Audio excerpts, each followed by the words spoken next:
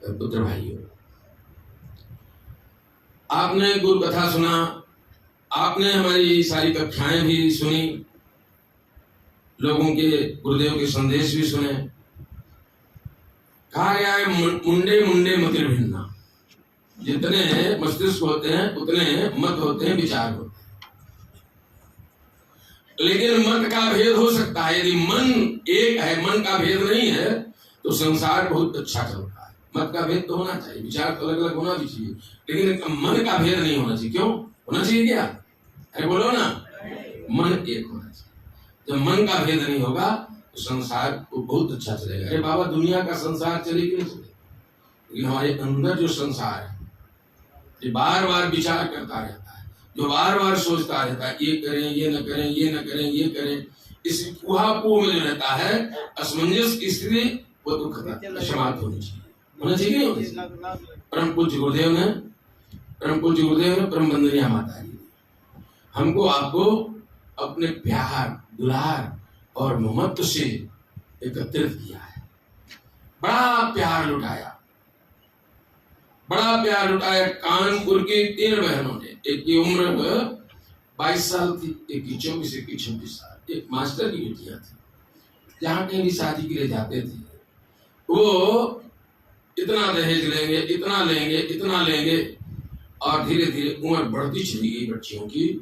तो छोटी ने सोचा दीदी की शादी नहीं हो रही है, दीदी सोचती चलो इन्हीं छोटी वाली की हो जाए, और हो नहीं पा रहा था। पिता की नींद हराम हो गई, माँ थी नहीं। बाप का एक कष्ट, एक दर्द देख करके बच्चियों से रहा नहीं गया कि पिताजी जहाँ कहीं भी जाते हैं और लौट के आते हैं, हम लोगों से खुलकर बात भी नहीं कर पाते, संकोच रहता है क्योंकि बेटियां हैं, माँ है नहीं, और अंदर ही अंदर लेकर के और जहर का घूंट पीते रहते हैं। इन्होंने मीटिंग किया, क्यों ना पिताजी को इस दुख से मुक्त किया जाए। उसका उपाय क्या है?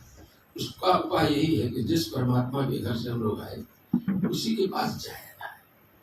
और उन तीनों बेटियों ने एक ही दिन में एक साथ फांसी लगा करके और अपने प्राण को समाप्त कर दिया। वंदनीय माता जी जब ऊपर गई, पहले नीचे मिलती जुलती रही, जब ऊपर गई, गुरुदेव का चाय का प्याला जैसा का तैसा रखा रह गया, गिलास का पानी जैसा का तैसा रखा रह गया। आचार्य जी, आज आपने चाय भी नहीं पिया, पानी भी नहीं पिया, आप क्या कर रहे हैं? आपका चेहरा भी उतरा हुआ है। अरे माता जी, ये पेपर देखिए ना, आपने पढ़ा नहीं? ये हम आज बच्चों से मिलने के क्रम में पढ़ नहीं पाए ठीक से। ये पेपर आप देखिए, इस पेपर में क्या लिखा है? 3 बच्चियों ने दहेज के कारण आत्महत्या कर दिया, विवाह न होने के कारण। माता जी भी, उनका भी बड़ा कोमल हृदय रो पड़े, दोनों भूख कर रोने लगे। 10 मिनट तक ये क्रम चलता रहा। माता जी ने बताया, हम दोनों भाव विवल हो गए, हम न आचार्य जी को भोजन के लिए कह सके और न हम दोनों दिन भर भोजन कर सके। दोनों इसी चिंतन में लगे रहे, इस समाज की इस प्रथा को कैसे समाप्त, इसको कैसे दूर किया जाए, बराबर सोचते रहे। और फिर उन्होंने निश्चित किया कि इस अभियान को तेज किया जाएगा। बड़ा कारगर हुआ। यद्यपि ये छुटपुट घटनाएं हो रही हैं, लेकिन गायत्री परिवार ने, मैक्सिमम लोगों ने इसको स्वीकार किया और समझा कि हमारे गुरु का दर्द क्या है। हमारे गुरु का कोई अपना निजी दर्द नहीं है, हमारे गुरु का दर्द इस समाज की पीड़ा और पतन है, इस समाज का गिरता हुआ चरित्र है। पूज्य गुरुदेव ने कहा, हम जितना स्थूल में कर पाएंगे उससे 1000 गुना ज्यादा सूक्ष्म करेंगे, सूक्ष्म शरीर से भी हम तब करते रहेंगे। मेरे भाई बहनों, उस पीड़ा को बांटने के लिए आप यहां आए हैं। उनका प्याऊ और डिस्पेंसरी स्नेह का जल भी पिलाता रहे और ममत्व के माध्यम से मन की बीमारियों को भी ठीक करता है। हम उनसे ये प्रार्थना करते हैं, किंतु हमें संकल्प भी लेते हैं गुरुदेव, बार बार हम कहते हैं गुरुदेव हमें निज अंदर की पीड़ा में हिस्सा दे देना। देखो ना आप, अभी बाहर क्या हो रहा है, हमास लड़ रहा है, इजराइल लड़ रहा है।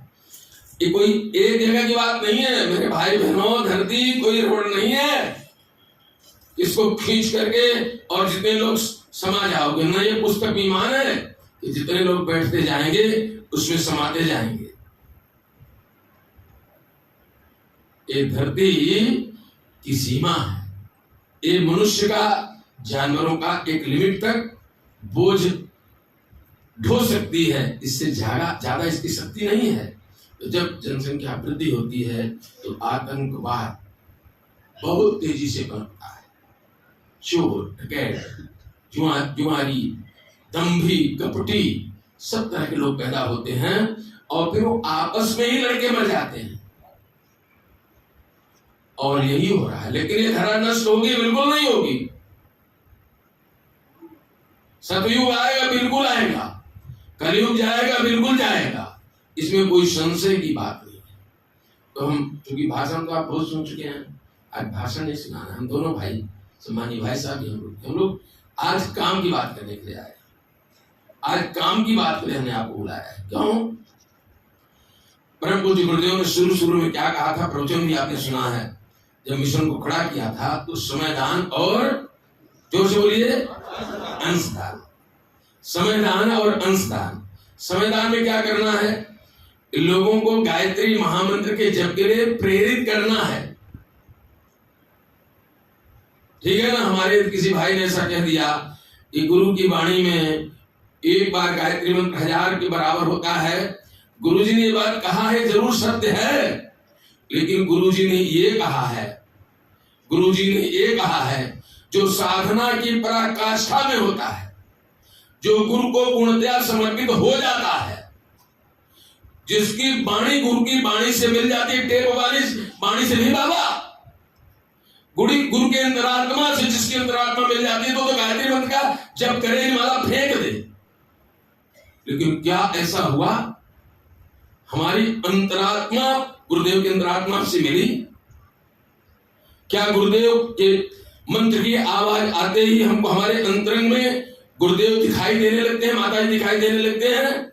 मैं समझता हूं किसी का भी हाँ में उत्तर नहीं होगा। वो तो बताओ कभी कभार। इसलिए गुरु जी ने कहा ऐसे साधकों को नियमित रूप से गायत्री मंत्र का जप अनुष्ठान करना चाहिए। दूसरी बात, सूर्य भगवान को जल देकर गुरु मान लेना। अरे जिसके बाद फूटी कौड़ी ना हो, आ न सके, चलो स्वीकार कर लो, लेकिन गुरु कौन होगा उसका तो वर्णन करना पड़ेगा, पर दीक्षा लेना आवश्यक है। बात समझ में आ गई? क्लियर कि नहीं आ गई है? सब बताया ना कि मंडे बनना, तो ऐसा गुरु जी ने कभी कह दिया होगा, लेकिन कहीं किताबों में ऐसा उल्लेख नहीं है। गुरुदेव तो बहुत कभी कभी जो है गुस्सा आते थे कि भाई ये बच्चे काम नहीं करते, माला फेंक दो, हवन कुंड को एक किनारे कर दो, हवन करेंगे, हवन करेंगे, हवन करेंगे, माला जपेंगे, कुछ नहीं करना है। जब आपको कोई हमारा काम नहीं करना है, ये माला जपने और हवन करने से कोई फायदा नहीं। क्यों? उनके अंदर एक पीड़ा थी, एक दर्द था, एक ठेस थी। समाज की विपन्नता को, मूढ़वादी मान्यताओं को, छुआछूत के इस बंधन को कैसे दूर किया जाए, व्यक्ति के अंदर ब्राह्मणत्व तो कैसे जागृत किया जाए, ब्रह्म ज्ञानादि से ब्राह्मण कैसे उसके अंदर विकसित किया जाए, इसके लिए गुरुदेव ने कहा हमने धर्म को तंत्र माने क्या होता है? साधन। तंत्र माने क्या होता है? साधन। और हमने इसका उद्देश्य क्या बनाया था? लोक शिक्षण। उद्देश्य क्या बनाया था? लोक शिक्षण। तो लोक शिक्षण तो रह गया, बस तंत्र को मंत्र को पकड़े रहते हैं। तांत्रिक साधना का मतलब ये होता है कि परमात्मा की जो उपासना, साधना, आराधना आपने किया, उसको लोक मंगल के लिए पूरी ताकत के साथ नियोजित करो। ये धर्म के तंत्र से लोक शिक्षण इस तरह से गुरुदेव ने बनाया था, ये साधन धर्म का बनाया था। लेकिन हम लोग केवल हवन पूजा पाठ तक जब ऐसे सीमित हो गए, गुरुदेव ये भी कह देते थे, लेकिन उनका ये आशय कभी नहीं रहा कि आप गायत्री मंत्र का जप करना बंद कर दो, दीक्षा लेना बंद कर दो, हवन करना बंद कर दो। ठीक है ना? ये कभी उनका आशय बिल्कुल कतई नहीं रहा। अब मेन मुद्दे की बात हम थोड़ी सी कर लेते हैं, क्योंकि समय कम, आप थके भी हैं। तो समयदान और अंशदान है ना, समय जाने ऋषि आए सुपाई, लेन प्रसून चले दो भाई। वो टाइम था, वो समय था। विश्वामित्र भगवान राम को जनकपुरी ले गए और भगवान राम को सीता और उनसे मिलाना चाहते। समय की कीमत थी, ऋषि हैं, दिव्य दृष्टा थे, उन्होंने देख लिया इस समय काम ठीक है, धनुष भी टूट जाएगा, राम सीता का विवाह हो जाएगा। वो कीमती समय था। ठीक, अंशदान की बात गोस्वामी तुलसीदास जी ने क्या लिखा है? ईश्वर अंश जीव अविनाशी। ये हमारे अंदर जो ये आत्मा है, ईश्वर कहां से? जीव जीव जो जीव है ये परमात्मा का अंश है। किसका अंश है? जोर से बोलिए। परमात्मा का, ईश्वर का अंश है। ये अविनाशी है, ये न कभी मरता है न कभी जीता है, ये अजन्मा है। उसका एक अंश किसी ढांचे में आता है। और प्रज्ञा पुराण में गुरुजी ने लिखा है कि इंसान प्रकृति का ज्येष्ठ और श्रेष्ठ राजकुमार है, राजकुमारी है, प्रिंस है। और उन्होंने कह दिया परमात्मा ने इसको सोचने की और करने की स्वतंत्र छूट दे दिया है। जो जैसा करता है वो वैसा भोगता है, वैसा फल पाता है। तो अंशदान, हम किसके अंश हैं? हमारे माता पिता ने अपनी ऊर्जा को मिला करके, ठीक है ना, मां की शक्ति, पिता की ऊर्जा, इससे संतान की उत्पत्ति होती है। यदि माता पिता न होते तो हम न होते। और परमात्मा ने अपनी जीवात्मा का एक अंश शरीर में डाल दिया। तो मूलतः उस परमात्मा का अंश अर्थात परमात्मा हमारे अंदर बैठा हुआ है। तो जिस परमात्मा के अंश से अपनी माता पिता की आत्मा से, क्योंकि पुत्र और पुत्री को, पुत्र को आत्मज और स्त्रीलिंग के कारण पुत्री को आत्मजा, जो आत्मा से पैदा किया जाता है उसको आत्मज या आत्मजा कहा जाते हैं, कहते हैं। पुत्रम वै आत्मा, पुत्रीम वै आत्मा। पुत्र और पुत्री माता पिता की आत्मा होती है। और जब बहुत सी आत्माओं का समूह इकट्ठा हो जाता है तो परम पूज्य गुरुदेव ने रामायण के प्रगतिशील प्रेरणा में लिखा है, उसे परमात्मा कहते हैं। आप कितने लोग बैठे हैं तो आप परमात्मा बैठे हैं।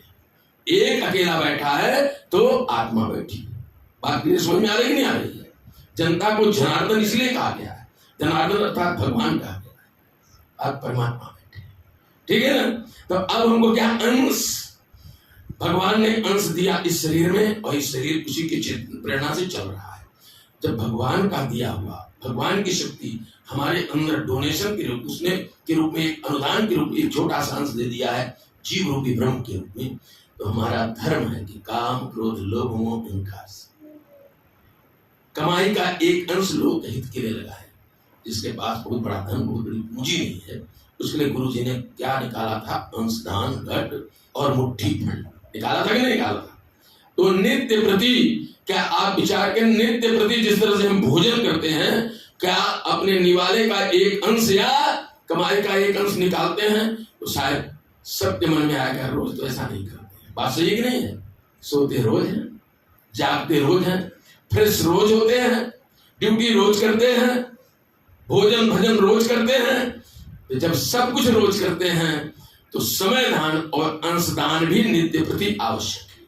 अब आपको बातचीत नहीं करें कोई बीच में, तो ये दोनों आवश्यक है। और निश्चित समय के 2 घंटे, 1 घंटे, 4 घंटे रविवार का जो भी लगाएंगे, अपने ऊपर निर्भर करता है। जो हमने संकल्प लिया है, अब बैटरी चार्ज होके जा रही है, इसका सदुपयोग होना चाहिए। तो बैटरी यदि रखी रह जाती है तो भी जो है तो वो डिस्चार्ज हो जाती है। और जब गाड़ी चलती रहती है तो अल्टरनेटर से बैटरी चार्ज होती रहती है। होता है, ऐसे होता है कि नहीं होता है? तो हम जब ये काम करते रहेंगे तो गुरुदेव का अल्टरनेटर हमारे ऊपर अंदर लगा रहेगा और हम चार्ज होते रहेंगे, तो काम करते रहे, समाधान करेंगे। जन्मदिन, विवाह दिवस, संस्कार मनाएंगे रेगुलर, ये जो नए संस्कार हैं, बाकी नामकरण, विद्यारंभ, ये सब जो संस्कार हम कराते रहेंगे, ये तो समय में हो गया। दीवाल का लेखन करेंगे, साहित्य पढ़ेंगे, पढ़ाएंगे, पत्रिकाएं, पत्रिकाओं की स्थिति दयनीय हो गई थी। मतलब कहने का कि सदस्य संख्या बढ़ रही, यानी मेंबर हमारे बढ़ रहे हैं, और पत्रिकाओं की संख्या जहां की तहां बढ़ी है। तो जब सदस्य बढ़ रहे हैं, पत्रिकाएं भी बढ़ाइए। और दोनों पत्रिकाएं, युग निर्माण योजना, मथुरा की पूरी खबर, अखंड ज्योत में मथुरा शांति कुंज की खबर, विज्ञान आध्यात्म का समन्वय, दोनों का वार्षिक मूल्य 450 रुपए है। जहां कहीं भी मांगने जाइए, अखंड ज्योत का भी चंदा मांगिए और युग निर्माण का अभिमान, ये संविधान के अंतर्गत आएगा। और अंशदान में क्या है? अंशदान में ये अंशदान घट है। क्या है ये? पहले ज्ञान घट गुरुजन नाम दिया था, एक अंशदान घट है। सारी बातें आप सुन चुके हैं, निर्माण हो रहा है, सब हो रहा है, निर्माण हो जाएगा तब भी अंशदान एक देने की जरूरत पड़ेगी। और ये पत्थर की बिल्डिंग क्या करेगी? इसकी रंगाई करनी पड़ती है, पुताई करनी पड़ती है, झाड़ू लगवाना पड़ता है, सफाई करनी पड़ती है, मकड़ी की जाले निकालने पड़ते हैं, बंदर आते हैं तोड़ फोड़ करते हैं, उसको रिपेयर करना पड़ता है, बाढ़ आ जाए तो उससे सुरक्षा करनी पड़ती है, आगंतुकों के आने जाने वाले रुकने की व्यवस्था करनी पड़ती है। तो अंशदान ये तो हमेशा लगे रहेगा। ये डिब्बा ये पुट्ठे में है भैया। ये इस बार माननीय मृत्युंजय शर्मा जी भाई साहब ने और सब ट्रस्ट के लोगों ने, भाई साहब लोगों ने बैठकर हम लोगों ने ये विचार किया परिजनों ने, और भाई साहब ने इस पे पूरी सहमति दी। देखिए गुरु जी माता जी का चित्र, गायत्री माता का चित्र है। ये यहाँ जो निर्माण हो रहा है बिल्डिंग का, ये फोटो है। इसमें गायत्री गयान प्राणान त्रायते स, गायत्री जो प्राणों की रक्षा करे वह गायत्री, सब लिखा हुआ है, बहुत सारी चीजें हैं। और इसमें जो मूल चीज लिखी है, यहाँ लिखा है अंशदान, गायत्री मंदिर पुनर्निर्माण हेतु संपर्क सूत्र गायत्री मंदिर ट्रस्ट, गायत्री तपोभूमि मथुरा। इसमें अकाउंट नंबर दिया हुआ है, इंडियन ओवरसीज बैंक, जो अपने यहाँ खाता ब्रांच यहाँ पे है। तो पंडित श्री राम शर्मा आचार्य एवं स्नेह सलिला परम वंदनीय माता भगवती देवी शर्मा के सूक्ष्म संरक्षण में संकल्प लेते हैं कि आपके द्वारा स्थापित गायत्री माता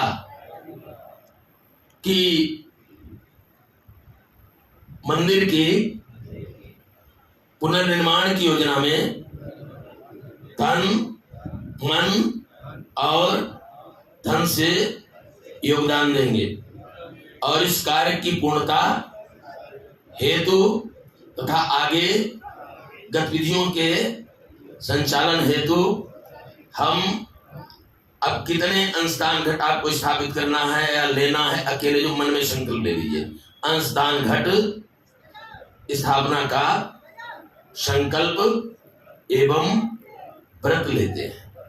परम पूज्य गुरुदेव परम वंदनीय माता जी से प्रार्थना है कि हमारे संकल्प को पूर्ण करने की शक्ति प्रदान करें। ठीक है ना?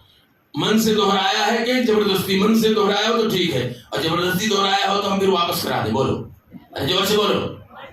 ये आप लोग कितने क्या लेंगे वहां लेकर के कल जाने के पहले बता दीजिए कि हम इतने अंशदान घट ले जा रहे हैं। हम तो आपको मिलेंगे जाने के पहले, आपसे हम भी प्रणाम करना चाहेंगे। अब हम बिना विलंब के आमंत्रित करते हैं सम्मानित प्रमोद शर्मा जी भाई साहब को। भाई साहब जो है 20-22 मिनट में और अपनी चुनिंदा बातें, बड़ी चुनिंदा बातें भाई साहब करते